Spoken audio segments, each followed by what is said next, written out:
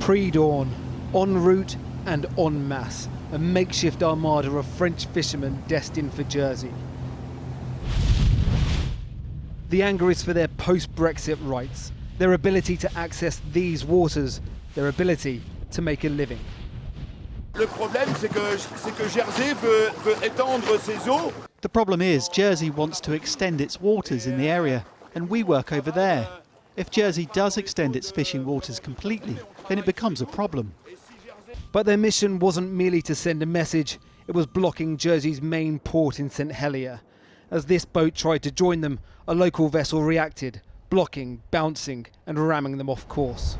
And all the while, the entire episode watched on from afar by two British Navy warships, HMS Seven and HMS Tamar, dispatched overnight. These fishermen now need licences to fish these waters, and to get them, Jersey want proof they've historically farmed these seas. The reason we're really angry with them is that the fishing licenses came with technical restrictions that were different for each fisherman, and these restrictions are completely illegal and violate the Brexit Treaty and negotiations. Ministers in Jersey say everything they've done, though, has been to the letter of the New Deal, and diplomacy now is key. The local fishing industry here is more resolute. Post-Brexit, they say, it's them that's had the hard time, with many forced out of business over the last 4 months. Situation from the 1st of January where our fishermen were banned from landing any product into the EU, whilst French fishermen carried on freely in our waters. So I think to keep everything in context, we have to realise that the real hardship has been on Jersey fishermen rather than French fishermen. At lunchtime, ministers met fishermen at sea on boat, which led to a de-escalation and departure. But crucially, no actual progress was made on either side. Throughout the Brexit process, fishing has been one of the most emotive and hard-fought parts of the negotiation.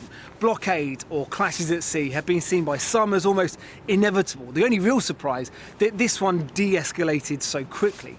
The question now is what we've seen over the last 24 hours the end or actually the start of aggression at sea? I think the main problem that we've had is the lack of communication. The new system means that the EU talks to the UK, and eventually, we get crumbs of information on both sides, and that has been the major problem. That has been the main problem. Today, we've had a chance to talk directly with the French fishermen, with actual, real fishermen, for the first time in 4 months. Neither high crimes on the high seas nor storm in a teacup. Today's protests were in reaction to a deal negotiated far away and on dry land. And fishermen on both sides of the channel are now discovering what it really means for their lives and their livelihoods. Paul joins me now from St Helier. Paul, what's the latest? Well, take a look out there. It's plain sailing now. But it would be easy to say that it's all over in 24 hours. This is just French fishermen kicking off. They've been known to do it. Equally, there's still a gunship on the horizon. It'd be easy to look at that and say, well, let's blow things out of proportion.